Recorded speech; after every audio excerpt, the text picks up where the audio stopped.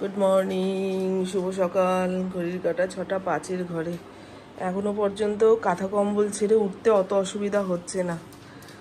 এই দেখুন, রাতে পাখা চালাতে হচ্ছে, না হলে কিছুক্ষণ পরে ঘর যাচ্ছে গুমোট হয়ে।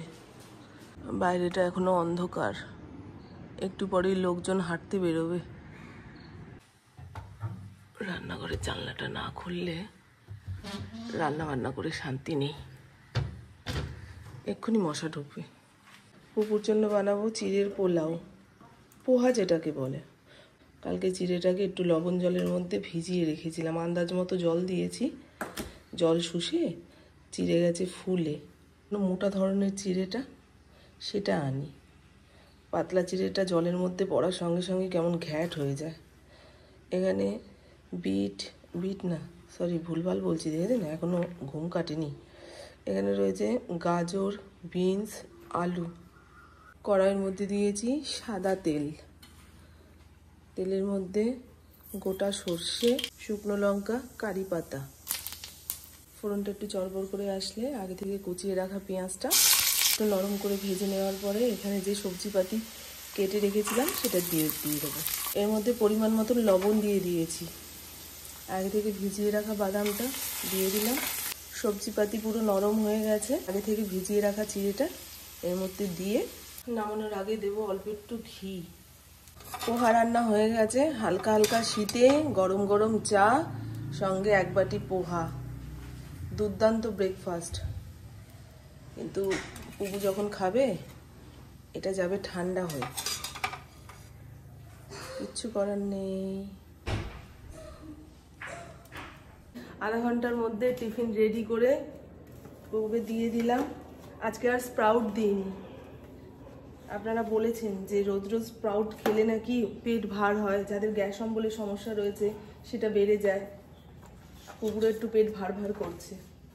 কি গো, টিফিন বক্সে টিফিন আসছে না? এটার যে টিফিন বক্সটা সেটা দিইনি, জায়গা এত কম। পুরো ভেজা ভেজা একটা ওয়েদার, মনে হয় আধা ঘন্টা আগে বৃষ্টি হলো। বৃষ্টি তো আরেকটা হবে, সে জানা কথা। পুকু বেরিয়ে যাওয়ার পরে আমার অনেক কাজ রয়েছে। ছাদ বাগানের মাটি ঠিক করে গাছগুলো প্রতিস্থাপন করব, নাহলে আজ নয় কাল নয় করে নষ্টই হয়ে যাবে। এই তো হলো গল্প। এবারে ছাতুর ঘোলটা বানাই। পুকু, তোর বাবাকে ডেকেছিস? ইন্দ্রকেও ডেকে, আর ডাকতে হবে না। গলা গেছে চিড়ে, এখন গলার 2 পাশ দেখি ব্যথা, ঢোক গিলতে পারছি না। তাও তো সেরকম শীত পড়েনি, আর কয়দিন পরে জলে হাত দেওয়া যাবে না। পুকু স্নান টান করে নিল, এটাই সবচেয়ে কষ্ট। সকালে ঘুম থেকে উঠে স্নান করা। হ্যাঁ মা, দেখে শুনে যেও, ট্রেন ধরতে গিয়ে হুটোপাটি করবা না। তাহলে এত তাড়াতাড়ি যাচ্ছিস কেন? সব বেরিয়ে গেছে? টাটা মা, টাটা।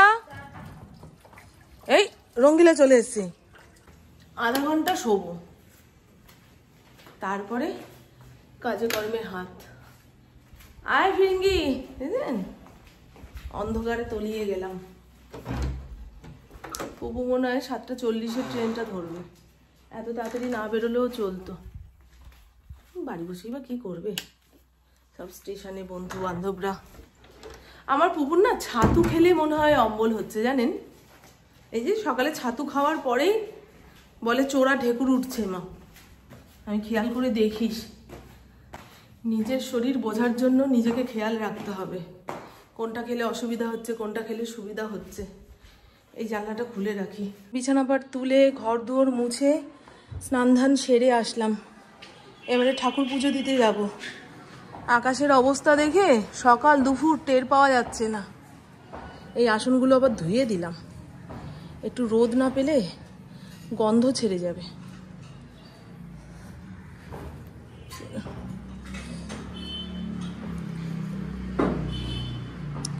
এই দেখুন, লজ্জাবতী গাছটা রিপোর্ট করে দিয়েছি।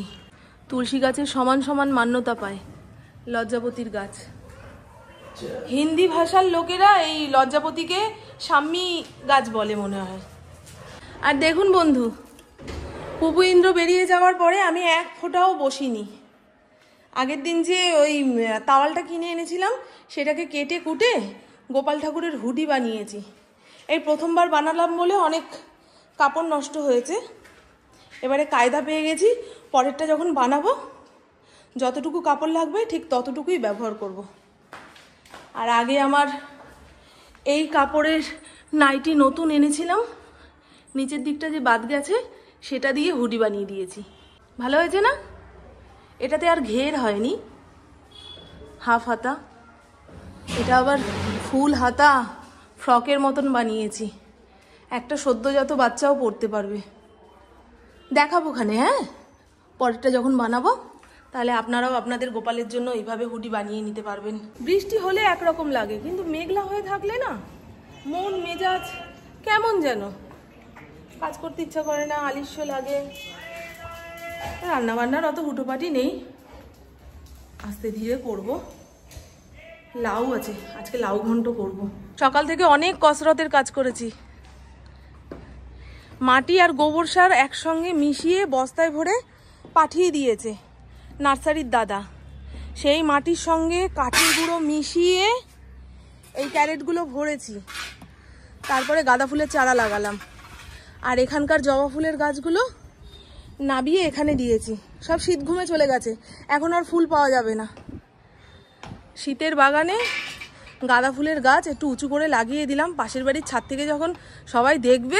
দেখো আমাদের ইন্দ্র খালি সবজি চাষ। হ্যাঁ হ্যাঁ, পেরে ফেলো পেরে ফেলো। বাঁধাকপি ফুলকপি দেখো তো, বাঁধাকপিটা ভালোই হচ্ছে। ভালো করে দেখো, ভালো করে দেখো, ভালো করে দেখাবো, আরো বড় হোক তারপরে তো দেখাবো। এটা পরে আছি তো কি হয়েছে? আমি না জুতো পরবো না, আমি জুতো পরা ছেড়ে দিই।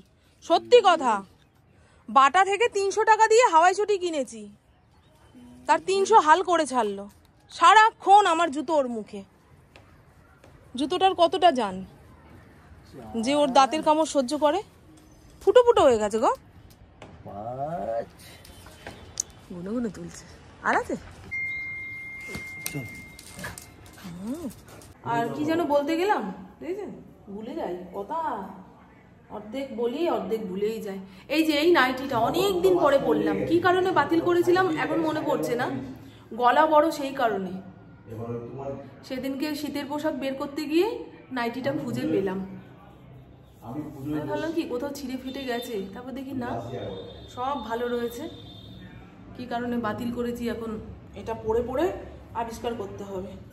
আমার হাতে বানানো হুডি গোপাল পরেছে। এই দেখো ইন্দ্র, এই হুডিটা আমি বানিয়ে দিয়েছি, ভালো হয়েছে না? শুধু দুখানা টিপ বোতাম লাগিয়ে দিলেই হয়ে যাবে, সুন্দর লাগছে।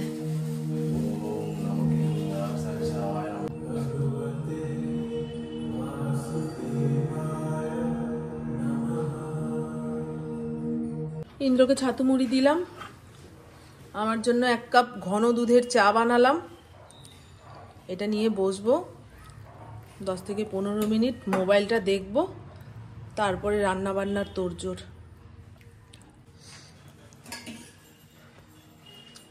এখন বাড়িতে আসলে আমাকে খোঁজেও না, বেরোনোর সময় সোনা টাটা বলেও না। রেগে আছো নাকি ইন্দ্র আমার উপরে?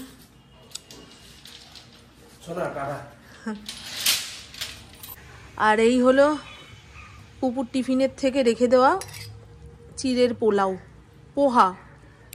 ফ্রিজে অনেকগুলো ছোট ছোট মূলা ছিল, ভেতরে শাল হয়ে গেছে। যতটুকু ফেলার ফেলেছি, বাদ বাকিটা এই ছোট কুড়ানি দিয়ে ঘষে নিলাম। ছোট কুড়ানি দিয়ে ঘষতে অনেক কষ্ট হলো, একটা বড় কুড়ানি কিনতে হবে। শীতের দিনে মূলো ঘষে যে ঘন্ট বানায় সেটা খেতে দারুণ লাগে। আমার একটা বড় কুড়ানি রয়েছে, সেটা ঠাকুরের কাছে ব্যবহার করি, জন্মাষ্টমীর সময় তাল ঠাল ঘষতে লাগে। আজকে মনে হলো যে একটা তাড়াতাড়ি কিনবো। আর লাউ কেটে লবণ দিয়ে ভাপিয়ে নিয়েছি, জল ফেলে রান্না করব। কারণ গাছের লাউ এমনি তেলের মধ্যে মজিয়ে রান্না করা যায়, বাজারের লাউ তো বাবা জনে জনে আসে, নখ ঢুকিয়ে লাউ চেক করে কচি না বুড়া, সেটাকে একটুখানি ভাপিয়ে জল ফেলে দিয়ে রান্না করাই ভালো। লাউয়ের খোসাটা রেখে দিলাম, এই খোসাটাও খাওয়া উচিত না, কিন্তু খুব ভালো লাগে। একটু নতুন আলু জিরি করে কেটে, চোকলাগুলোকে জিরি করে কেটে বেশি তেল দিয়ে ভাজলে গরম ভাতের সঙ্গে দারুণ লাগে। বড়িটা লাল লাল করে ভেজে নিয়েছি। মেঘলা ওয়েদার কেটে গিয়ে যখন গনগনে রোদ উঠবে, বিউলির ডাল বেটে কটা বড়ি দেব। ঘরে বানানো বড়ির স্বাদ পুরো অন্য রকম। তেলের মধ্যে গোটা শুকনো লঙ্কা আর 5 ফোড়ন সম্বার দিলাম। ফোড়নটা একটু চড়বড় করে আসলে এখানে হলুদ গুঁড়ো, জিরের গুঁড়ো, কয়েকটা চেরা কাঁচা লঙ্কা, এর থেকে বেশি মশলাপাতি দেওয়ার দরকার লাগে না। মশলা থেকে তেল ছেড়ে আসলে আগে থেকে ভাপিয়ে রাখা লাউটা এর মধ্যে দিয়ে নাড়াচাড়া করে নেব। বড়িটাও দিয়ে দিলাম। শীতকালের যে কোনো তরকারিতে দেখবেন একটু বড়ি ফেলে দিলেই সেটা অমৃত, তাই না? বড়ি আর ধনেপাতা, বিশেষ করে লাউ ঘন্ট, মূলো ঘন্ট, কপির ডাঁটা চচ্চড়ি, সব কিছুর মধ্যে একটু বড়ি যায়। পালং শাক। আমাদের নতুন অফিস থেকে খবর পাঠিয়েছে যে ম্যাডাম শিগগিরই আসুন, ব্যাংকের লোক বসে রয়েছে, আপনার কিছু সই সাবুতের দরকার। সেটা করতে গিয়ে দেখুন ডাল নিচ দিয়ে ধরে গেছে। আর 2-3 মিনিট দেরি করলে মুখে তোলা যেত না। ডালটা কি গন্ধ হয়ে যাবে না কি বুঝতে পারছি না ভাই। ও জল ঢেলে দিই, টমেটো ধনেপাতা ছিটিয়ে দেবো, যা পোড়া গন্ধ আছে চলে যাবে। কি না অনেকটা জল দিয়ে গেছিলাম গো, বললো 10 মিনিটের কাজ আছে, সেই হিসাব মতো গেছি, দেরি হয়ে গেল। গ্যাস ট্যাস জ্বালিয়ে বাইরে কোথাও যেতে নেই। এই হলো মূলো ঘন্ট, ধনেপাতা দিয়ে বেশি করে লঙ্কা দিয়ে ঝাল করে বানালাম। নিরামিষ তরকারি একটু ঝাল হলে দেখবেন খেতে ভালো লাগে। তেলটাও কম দিয়েছি, এ থেকে ঝালে কার্পণ্য করলে আরেক কেলেঙ্কারি, আমি নিজেই খেতে পারবো না। এই হলো লাউ ঘন্ট বড়ি ধনেপাতা দিয়ে, দারুণ হয়েছে। লাউটা ভাবিনি এত সুন্দরভাবে মজে যাবে। আর এই হলো নিচে হালকা ধরে যাওয়া ডাল, এটাকে টমেটো ধনেপাতা দিয়ে নামালাম। বোঝা যাচ্ছে না গন্ধটা, বুঝলেন? একদম ঘন করেছি। ইন্দ্র ডাল খাবে 2 হাতা। আজকের ডাল কালকে খাবে না। এখন তো আবার নতুন নিয়ম চালু হয়েছে আমার ঘরে, সকালেরটা দুপুরে বাসি, দুপুরেরটা রাতে বাসি। বাবা, আগে একদিনের ডাল 2 দিন খাওয়াতাম, এখন ইন্দ্র খেতে চায় না। আর ইন্দ্র ডাল না খেলে আমার ঘরে ডাল খাওয়ার লোক নেই, পুপুও খেতে চায় না। আমাদের ইন্দ্রর খাওয়া দাওয়া নিয়ে কোনো ঝামেলা নেই, মানে খাওয়ারের স্বাদ বোঝে না, তাই রান্না করে সুখ। লবণ কাটা হয়ে গেলেও বুঝতে পারবে না যে তরকারিটাতে লবণ কাটা, কিংবা পোড়া গন্ধ ছাড়লেও বুঝতে পারবে না যে পোড়া গন্ধ। খাওয়ার টাইমে খিদা পায়, খেয়ে নেয়, এইরকম। তবে এখন আশি নিয়ে খুব ভালো লাগে। আজকের তরকারি কালকে খাবে না, এরকম পরিস্থিতি। পাটালি গুড় দিয়ে এখন কি করবো? উঠেছে, নতুন নিয়ে আসতে হবে। কোন কাজে লাগবে না লাগবে সেই সমস্ত চিন্তা না করে যাও। ঠাকুর রোজ নিমকি খাবে, এই তো সুন্দর জিনিস এনেছে, এটা ভালো জিনিস তো। ঠিক আছে, যাও রেখে আসো। Good evening. এখন সময় সন্ধে 6:28। পুপুর বাড়িতে আসতে দেরি হবে। কিন্তু একটু আগে ফোন করেছিল, কিরে তুই কোথায়? বলে হাওড়া স্টেশনে আসেনি, ওদের কলেজের বাস দেরি করেছে, জ্যামে ফেসে গেছিল সেই জন্য। আর দেখুন আজ দুপুরবেলায় মাথার বালিশ বের না করে 2টোই কোল বালিশ বের করেছি। এটা মাথায় দিয়েছি, এটা কোলে নিয়েছি। এখন ঘেঁটি ব্যথা হয়ে পড়েছে। সকাল থেকে দুপুর পর্যন্ত শীত ছিল না, আর এখন হাড্ডি গুবডি অস্থি মজ্জা সব কেঁপে উঠছে। না না, বকলে বুঝবে। ফড়িংকে এরকম গলা ভারী করে বকা দিতে হবে। এই দেখুন কি সুন্দর ছেড়ে দিল। না, অন্য টাইম হলে একটা বিস্কুট যতক্ষণ না দেবো ততক্ষণ মুখের জিনিস নিচে ফেলবে না, সারাক্ষণ খালি খেলো আর খেলো। আজকে সারাটা দিন মেঘলা মেঘলা করে কাটলো, আর এখন ওই কামড় বসানো শীত, ঠান্ডা ঠান্ডা হাওয়া দিচ্ছে। পুকু ট্রেনে করে আসবে, কান মাথা চাপা না দিলে দেখবেন হঠাৎ করে ঠান্ডা লেগে জ্বর জ্বালা না আসে। সব ছোট বুদ্ধি তো, এখন ওরা মনের জোরে চলে, বুদ্ধি খাটায় না। সবই তো একই বয়স, কে কাকে সামলে নেবে, খুব চিন্তা হচ্ছে। বাড়ি ফিরতে ফিরতে নাকি 8টা বেজে যাবে। সারা দিন পেটে ভাত পড়ে না, সেরকম ভারী খাওয়ার পড়ে না, কি করি না। বলি যে আগের দিনের ভাত রেখে দেব, মাইক্রোওভেনে গরম করে টিফিন বক্সের মধ্যে ভরে দেবো, টিফিন টাইমে খেয়ে নিবি, সারাদিনে অন্তত একবার ভাত পেটে পড়বে। না, নেব না, আমার ভাত খেতেই ইচ্ছা করে না, আমার ভাত খেতেই ইচ্ছা করে না। কি করব বলুন? বাঙালির ছেলে পুলে সারাদিনে যদি একবার ভাত না খায় তাহলে শরীরের লাবণ্য থাকবে কি করে? এমনিই তো কাট কাট চেহারা। আমাদের ছোটবেলায় মা ঠাকুমা তো এই সমস্ত বলেই ভাত খাওয়াতো, একবার ভাত খাওয়া দরকার। ওই বলে না, চিরা কও মুড়ি কও ভাতের সমান নাই, মাসি কও পিসি কও মায়ের সমান নাই। মায়ের মতো কেউ হবে না, আর ভাতের মতো কোনো খাবার হবে না, আমাদের বাঙালিদের কথায়। ইন্দ্র 4:30-র সময় সন্ধ্যা পুজো দিল। তুমি দাও, ভগবান তোমাকে আগে ভাগে যেতে বলেছে, তুমি যাও। 4টের সময় সন্ধে দেওয়ার মতন 3টে 3:30-র সময় ওপরের ঘরেই গেলাম। ফড়িংয়ের অবস্থা দেখুন। সর ওমা, আজকে এত দেরি হলো কেন রে? আরে বাসটা এত জ্যামে আটকে ছিল, এই বাবা, এই না 1 ঘন্টার উপরে জ্যামে। পুপু আসার সঙ্গে সঙ্গে জিজ্ঞাসা করলাম, কি রে ভাত খাবি? জুতজাত করে মেখে খাইয়ে দি। বলছে না, রুটি খাবো। তাই একটা সেকেন্ডও নষ্ট না করে রুটির জন্য আটা মেখে রেখেছি। এখন পুপুর জন্য 2টো বানাই। ইন্দ্র এসে যদি বলে রুটি খাবে তো বানাবো, আর যদি বলে না ভাত খাবো তো হাঁড়িতে যেটুকু ভাত আছে তা দিয়ে হয়ে যাবে। আর পুপুর জন্য আলুর চচ্চড়ি বানাচ্ছি, ওই লাউয়ের ঘন্ট আর কি যেন বানিয়েছিলাম, মূলো ঘন্ট, এই দিয়ে সারাদিন পরে আর রুটি খেতে পারে না। ওই সমস্ত সবজি তো পছন্দই করে না। গরম চাটুর ওপরে জল দিয়ে দিলাম, গ্যাস কিন্তু জ্বলছে। এই যে চাটুর জলটা গরম হয়ে গেলে রুটিগুলো ধুয়ে এরকম একটা ছাঁকনির মধ্যে জল ঝরাতে দেব। একটু পরে জল ঝরে গেলে কেউ বুঝতেই পারবে না যে এটা জলে ধোয়া রুটি।